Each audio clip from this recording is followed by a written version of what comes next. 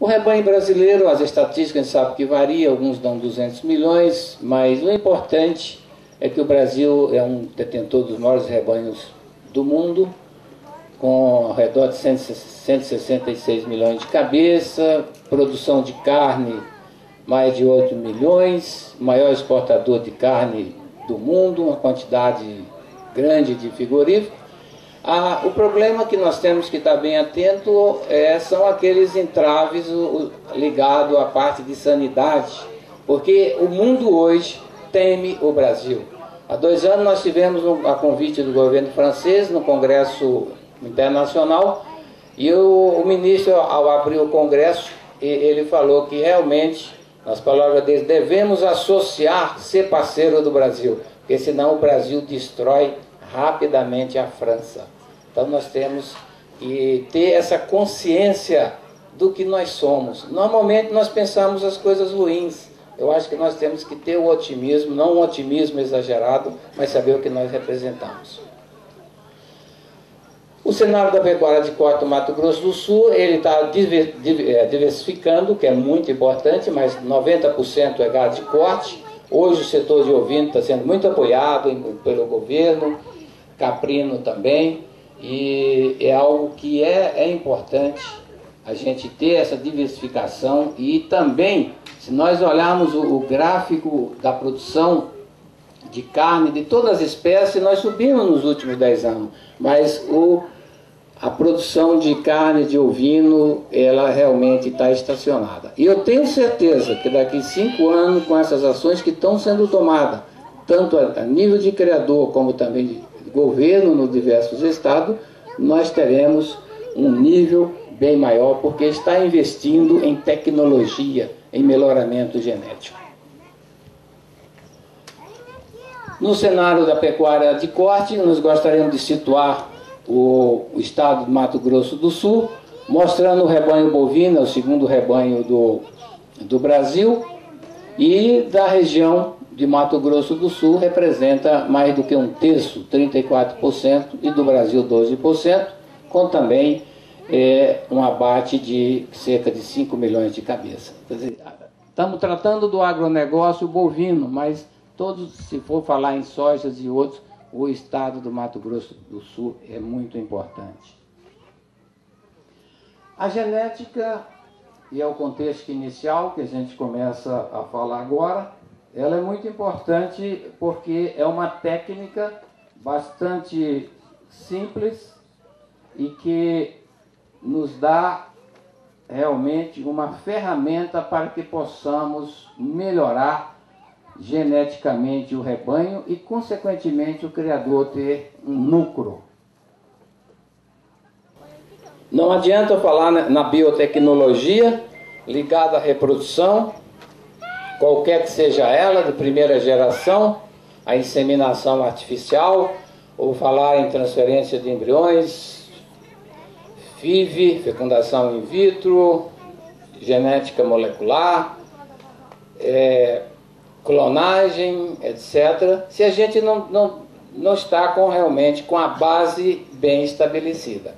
Então, só para fazer um lembrete, depois quem quiser, por curiosidade, pode ler, mas a gente fala muito em as tecnologias de última geração. Isso aqui foi criado recentemente, o processo de seleção data de 1850, com os ingleses, Robert Beckwell.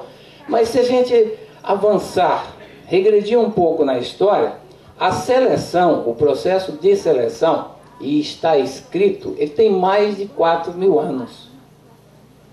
O processo de seleção começou, conforme está escrito na Bíblia, em Gênesis, no Velho Testamento, capítulo 30, a partir do versículo 40, quando Jacó, trabalhando lá com o tio dele, Labão, ele após os 14 anos, né, que ele trabalhou 7 para ganhar a Raquel, foi enganado, ganhou a Lia, depois trabalhou mais 7 anos para ganhar a que ele queria. Ele foi trabalhar e disse: não, eu não quero salário, eu quero apenas pegar as ovelhas e as cabras que são escuras, são malhadas e pretas, e escolheu aqueles animais. e foi tomar conta, trabalhou por 7 anos. E o que ele fez? Ele viu que quando os animais iam beber, ele verificou as que eram mais fortes, tanto as fêmeas como o macho. E aí ele dirigiu o acasalamento.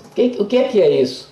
A multiplicação dos mais fortes, a dos melhores geneticamente, é uma seleção. Então a seleção não data, como a gente sabe, de 200 anos, tem mais de 4.000 anos. Evidentemente, volta um pouquinho, que nós temos no melhoramento genético a tecnologia, a ferramenta e buscando a eficiência. Mas cabe destacar, e esse tem sido às vezes uma pergunta, por que o programa, o Nelore Brasil, ele é um sucesso em todo, nesses 20 anos que vai fazer de 88 a 2002? Porque nós trabalhamos em parceria com os produtores.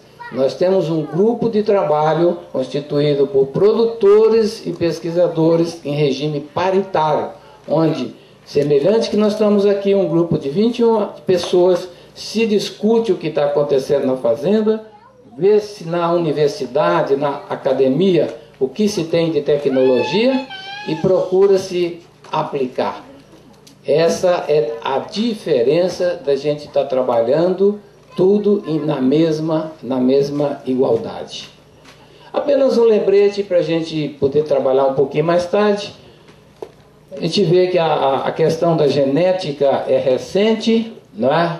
Apenas como um dado histórico, o Gregor Mendel era um monge, Agostinho, trabalhava com ervilha, descobriu as leis da genética em 1855, publicou numa revista bem simplesinha, e levou o resto da vida dele tentando ser.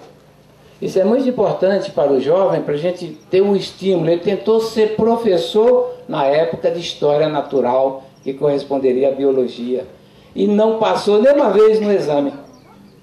E realmente, em 1900, quando redescobriram, ele é o pai da genética, ele é o pai da biomatemática, ele é o pai da bioinformática, e tudo hoje que se fez, como a estrutura da hélice, essa dupla hélice do DNA que está aí, foi feito pelo Crick e Watson, 3 páginas, escrito à mão, um biólogo mais um bioquímico, e conferiu anos depois o prêmio Nobel da biologia.